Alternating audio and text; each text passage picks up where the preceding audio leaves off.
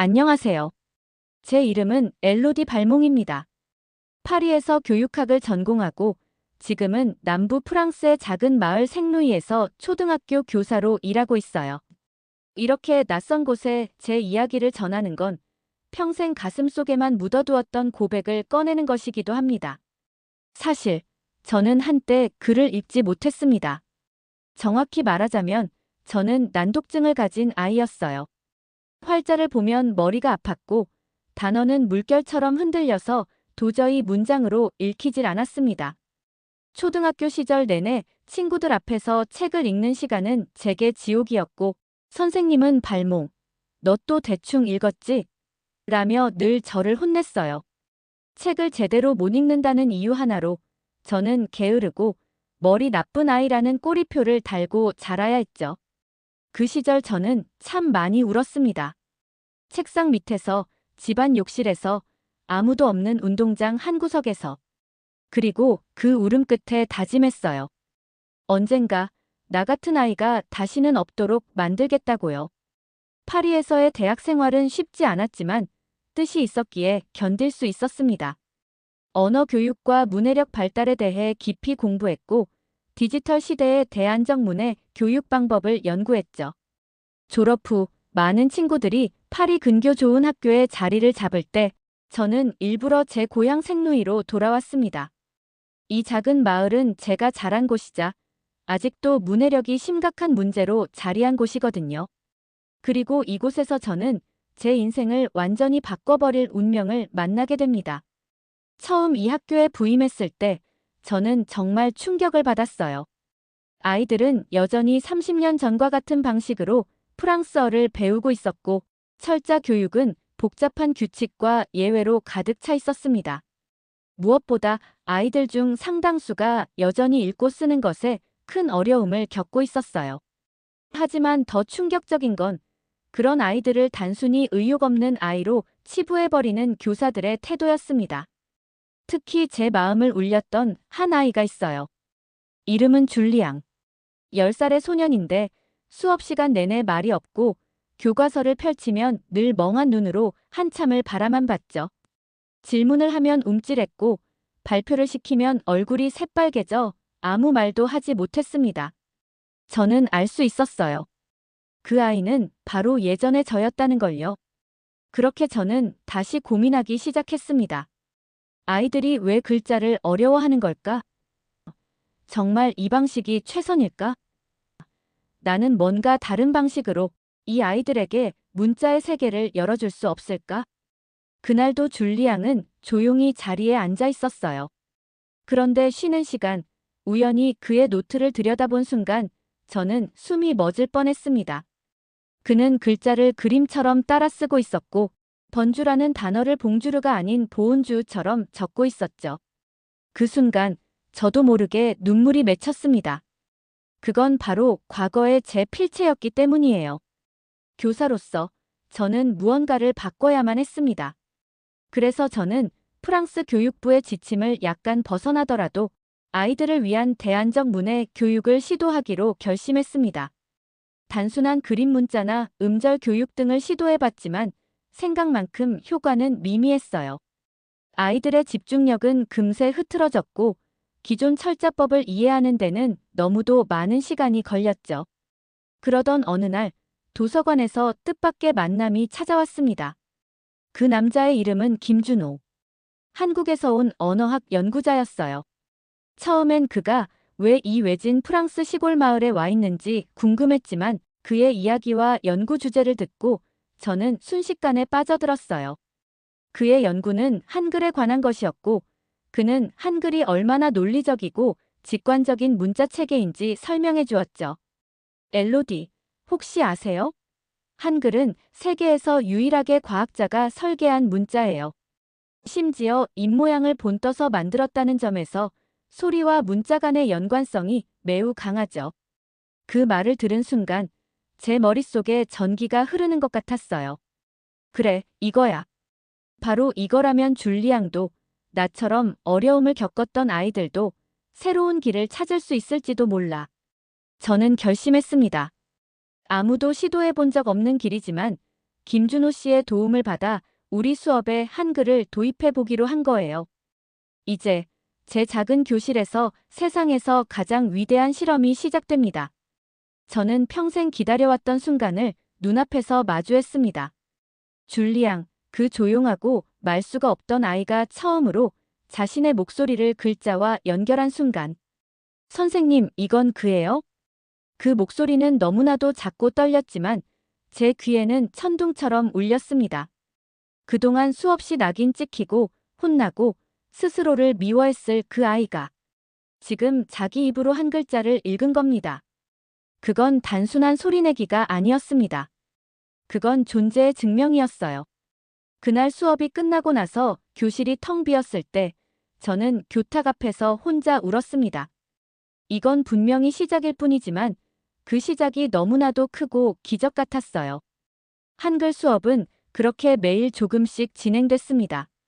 기역, 니은, 디귿 소리 내기부터 시작해서 자음과 모음을 결합하는 방법까지. 아이들은 처음엔 장난처럼 받아들였지만 점점 진지해졌고 스스로 단어를 만들어 보기 시작했습니다. 어느 날엔 이런 일도 있었죠. 선생님, 바나나는요? 바나나랑 비슷하게 생겼네. 니은이 2개면 귀엽다. 이 아이들이 프랑스어 철자 하나 외우느라 끙끙댈 때는 전혀 볼 수 없었던 표정이었습니다. 한글 수업 시간만 되면 아이들은 긴장 대신 웃음과 호기심으로 가득 찼고 기존 수업 시간엔 땅만 보던 애들이 앞에 나와 칠판에 단어를 적기 시작했어요. 그러다 저는 줄리앙의 노트를 우연히 들여다보게 됐습니다. 그 아이는 조용히 자기 이름을 한글로 적어두었더군요. 줄리앙이라는 세 글자를 소리나는 대로 적기 위해 얼마나 고민했을지 그 땀자국 묻은 종이를 보며 또 한 번 마음이 울컥했습니다. 그 즈음 어른들 사이에서도 이상한 소문이 돌기 시작했습니다. 엘로디 선생이 외국 문자를 가르친다더라. 애들한테 쓸데없는 거 가르치지 말고 제대로 된 프랑스어나 가르쳐야지. 심지어 동료 교사 중 몇몇은 저를 교무실에서 피하거나 대놓고 말했습니다. 엘로디, 아이들한테 너무 헷갈리게 하지 마. 네가 뭘 하려는 건지는 알겠지만 우린 교사잖아. 감성 말고 교과서대로 가야 해. 하지만 저는 말했습니다. 교과서대로 하면 줄리앙은 평생 글자를 못 읽어요. 우리가 가르치는 목적이 교과서입니까? 아니면 사람입니까?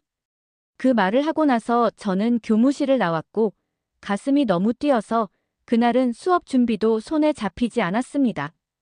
그저 아이들이 포기당하지 않기를 바랐고 제가 그 유일한 벽이 되어줄 수 있기를 바랐어요. 그러던 어느 날 뜻밖의 인물이 제게 다가왔습니다. 줄리앙의 할아버지, 마르셀. 그는 늘 마을 카페 구석에서 혼자 신문을 보지 못한 채 앉아있는 조용한 분이었어요. 휴대폰을 들여다보면서도 손이 떨려서 아무것도 하지 못하는 그런 모습이 저희 학교 앞 벤치에서도 자주 보였습니다. 그날 그는 조심스레 제게 말을 걸었습니다. 선생님, 저도 그 수업 받아볼 수 있을까요? 처음엔 농담인 줄 알았어요. 하지만 그의 눈빛은 진지했고 이어진 한마디가 제 심장을 찔렀습니다. 줄리앙이 처음으로 제게 문자를 보내왔습니다. 사랑해요라고. 전 그걸 읽지 못했습니다. 순간 숨이 막혔습니다. 우리가 당연하게 여겼던 문자 하나, 그게 한 사람의 인생에서 이렇게도 멀고 아픈 것이었구나. 마르셀과 단둘이 교실에 앉아 처음으로 기억을 가르치던 날, 그의 손은 사뭇 진지했고 눈은 유리창처럼 맑았습니다.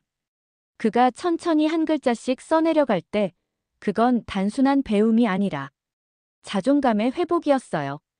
그는 며칠 후 줄리앙에게 보낼 문장을 저와 함께 완성했습니다. 시오사리을 아이응 히으 아니은디 그다. 그 글자를 핸드폰에 한자 한자 입력해보던 그의 손이 떨리기 시작하더니 결국 눈가가 붉어졌습니다. 선생님, 이걸로도 충분하죠? 저는 말없이 고개를 끄덕였습니다. 그것만으로 충분하고도 남았어요. 그렇게 한글 수업은 아이들뿐 아니라 마을 어른들에게도 전파되기 시작했습니다. 도서관 구석에서 몰래 따라 쓰던 할머니, 시장통에서 사랑해요라는 말을 연습하던 아저씨, 그리고 매일 저녁 자기 이름을 한글로 쓰고 지우는 아이들까지. 이 작은 시골 마을 생루이에 새로운 언어로 열리는 두 번째 삶이 시작되고 있었습니다. 그러나 그 변화는 결국 어떤 파장을 불러오고야 말았습니다. 교육청에서 연락이 온 겁니다. 외국 문자의 수업 사용에 대한 정식 조사. 제가 아이들에게 가르치는 방식이 공식 커리큘럼을 벗어났다는 이유였습니다. 그 소식은 곧 마을 이장과 몇몇 보수적인 학부모들에게 전달됐고, 제 수업을 두고 이질적인 실험, 교육 현장의 해이라는 비판이 거세졌어요. 심지어 김준호 씨 역시 연구자로서의 위치 때문에 교육청 조사에 부담을 느꼈고, 이 마을을 떠나야겠다는 생각까지 하게 됩니다. 하지만 저는 포기할 수 없었습니다. 줄리앙, 마르셀, 그리고 한글로 세상을 다시 만나고 있는 수많은 사람들. 그들을 다시 읽지 못하는 사람들로 돌려보낼 수는 없었어요. 그날은 아주 조용한 아침이었습니다. 하지만 저는 느낄 수 있었습니다. 무언가 아주 무거운 공기가 제 교실 위에 내려앉아 있다는 것을. 학교로 오는 길에 동네 상점 주인들이 평소와 달리 인사를 건네지 않았고, 늘 반갑게 웃던 마르셀이 제 눈을 피했습니다. 마치 우리가 당신을 응원하지만 더 이상 도와줄 수 없다는 듯한 애매하고도 슬픈 기색이었습니다. 그렇게 학교에 도착하자마자 교장 선생님이 절 호출했습니다. 엘로디, 교육청에서 연락이 왔습니다. 당신의 수업에 대해 조사가 들어올 거예요. 정식 문서가 곧 도착할 겁니다. 그 목소리는 무미건조했지만 그 안에 담긴 의미는 너무나도 선명했어요. 당신이 뭘 했든 문제는 발생했고 이제 그만두어야 한다는 것. 저는 겨우 입을 뗐습니다. 하지만 교장 선생님, 그건 단지 문자가 아니라. 엘로디, 나도 알아요. 그 마음 정말 잘 알지. 하지만 당신이 교육과정을 위반한 건 사실입니다. 아이들이 더 혼란스러워지기 전에 이 실험은 멈춰야 해요. 실험. 그 단어 하나가 제 가슴을 찔렀습니다. 그게 실험이었다면 줄리앙이 처음으로 자신의 이름을 읽던 그 감동은 뭐였을까요? 마르셀이 손자에게 사랑한다고 쓴 메시지는 단지 데이터였을까요? 하지만 저는 아무 말도 할 수 없었습니다. 그날 수업은 정상적으로 진행되었지만 아이들은 금세 눈치챘습니다. 제가 오늘따라 어딘가 다르다는 걸. 줄리앙은 수업이 끝나고 저에게 조용히 다가와 물었습니다. 선생님, 우리 이제 한글 못 배워요? 저는 대답 대신 조용히 미소만 지었습니다. 하지만 그 미소는 깨진 유리처럼 아팠습니다. 김준호 씨에게도 상황을 설명했습니다. 그는 제 말을 다 듣고 난 후 잠시 긴 침묵에 빠졌습니다. 그리고 말했죠. 제가 여기서 연구할 수 있었던 건 엘로디 씨 덕분이에요. 그런데 이제 제가 발목 잡는 것 같아서 더 이상 민폐가 되긴 싫습니다. 한국으로 돌아가려 해요. 그 말을 들었을 때 제 가슴이 찢어지는 줄 알았습니다. 김준호 씨는 이 프로젝트의 동료이자 아이들을 글자가 아닌 사람으로 바라보는 몇 안 되는 어른이었으니까요. 정말 그렇게밖에 안 되나요? 제가 묻자 그는 대답하지 않았습니다. 그 밤 저는 잠을 이루지 못했습니다. 내가 옳았던 걸까? 누구도 가본 적 없는 길을 혼자 밀어붙인 건 아니었을까? 내 열정이 누군가에겐 위협이 되었던 걸까? 이런 생각들이 머리를 어지럽히는 가운데 갑자기 누군가 집 앞에 편지를 두고 갔습니다. 노란 봉투, 익숙한 글씨. 줄리앙. 편지를 열어보니 한글로 쓰여진 짧은 문장들이 눈에 들어왔습니다. 선생님, 나는 이제 읽을 수 있어요. 엄마한테도, 아빠한테도, 나 자신한테도 말할 수 있어요. 그건 선생님이 나를 믿어줬기 때문이에요. 그러니까 포기하지 말아주세요. 줄리앙 올림. 그 순간 저는 다시 일어섰습니다. 다음 날 아이들은 저와 함께 작은 계획을 세웠습니다. 우리를 지켜주세요 캠페인. 이 아이들이 직접 한글로 편지를 쓰기로 한 겁니다. 마르셀은 도서관에서 복사기를 빌려 모두의 편지를 모았습니다. 사랑한다로 시작되는 할머니의 편지. 나는 이제 아빠한테 내가 사랑한다고 말할 수 있어요 라는 초등학생의 글. 그 모든 것이 쌓여 교육청에 전달됐고 며칠 후 지역신문 기자가 교실로 찾아왔습니다. 이게 사실인가요? 아이들이 외국 문자를 통해 글을 배우고 있다고요? 저는 고개를 끄덕였습니다. 그리고 말했죠. 한글은 그저 외국 문자가 아닙니다. 이건 아이들의 삶을 바꾸는 문해의 열쇠입니다. 기사는 곧 퍼졌고 마을 외부에서도 많은 관심을 보이기 시작했습니다. 프랑스 시골 마을에서 한글로 문해 교육을 시도하다. SNS에서는 응원 댓글이 쏟아졌고 한글학회와 한국 언론에서도 취재 의사를 밝혔습니다. 하지만 교육청의 결정은 아직 내려지지 않았습니다. 모든 게 흔들리고 있었지만 단 하나. 아이들의 마음만은 단단히 굳어져 있었습니다. 이제 남은 건 마지막 선택뿐이었습니다. 이 수업을 계속 이어갈 수 있을까? 우리는 과연 이 세상을 설득할 수 있을까? 우리는 단지 글자를 가르친 것이 아닙니다. 우리는 살아있는 방식을 다시 가르친 겁니다. 그날 교육청 회의실에서 저는 마지막으로 이 말을 남겼습니다. 손에는 27통의 편지가 들려 있었고 한글로 쓰인 아이들의 정성이 그대로 담긴 종이들 사이로 작은 꽃잎 몇 장이 흘러내렸죠. 줄리앙이 제게 줬던 꽃이었습니다. 교육청은 결국 수업을 중단하지 않기로 했습니다. 공식적으로 파일럿 프로그램이라는 이름을 붙였고 언론 보도 이후 쏟아진 대중의 관심 덕분에 저와 김준호 씨의 방식은 새로운 문해 교육의 대안으로 주목받게 되었죠. 그 결정이 내려지던 날, 저는 말없이 하늘을 바라보았습니다. 아무도 읽지 못하던 아이들이 세상에 자기 목소리를 낼 수 있게 되었다는 것. 그건 작은 혁명이었어요. 김준호 씨는 한국으로 돌아가지 않았습니다. 오히려 이곳에서 한글을 통한 다문화 문해 교육 연구 프로젝트를 본격화하게 되었고 한국과 프랑스를 오가며 학술 교류도 진행하게 되었어요. 처음엔 조심스러웠던 이 마을 사람들도 이제는 준호 씨 하며 인사를 건넵니다. 시장에서는 할머니들이 김치를 담그는 방법을 물어보고 아이들은 준호 아저씨에게 오빠라고 부르며 농담을 던지죠. 줄리앙은 요즘 일기장을 쓰기 시작했습니다. 물론 아직도 맞춤법은 완벽하지 않아요. 하지만 매일 자신이 본 것과 느낀 것을 글자로 옮겨 적으며 자기 세계를 키워가고 있답니다. 얼마 전 줄리앙은 저를 조심스럽게 부르더니 말했어요. 선생님, 저도 나중에 교사가 되고 싶어요. 나처럼 무서워했던 아이들한테 무섭지 않은 글자를 알려주고 싶어요. 그 말을 듣는 순간 저는 그동안의 모든 고생이 보상받는 느낌이 들었습니다. 마르셀은 여전히 매주 화요일 도서관에서 할배의 한글 수업을 엽니다. 처음엔 단 한 명이었던 노인 참가자가 이제는 10명이 넘는 어르신들로 늘어났고 그들은 함께 한글로 짧은 시를 쓰고 손자 손녀에게 편지를 적습니다. 어떤 할머니는 쓴 적도 없는 사랑해라는 말을 손주에게 보낸 후 손주가 할머니, 나도 사랑해요라고 답장한 문자에 눈물 지었다고 말했습니다. 그 문자 한 통이 세대와 언어를 초월해 사람을 연결하는 진짜 기적이었습니다. 프랑스 전역에서도 관심이 이어졌습니다. 저희 마을의 이야기는 교육 관련 다큐멘터리에 소개되었고 여러 학교에서 파일럿 프로그램을 도입하고자 연락을 해왔어요. 이제 저는 더 이상 혼자가 아니었습니다.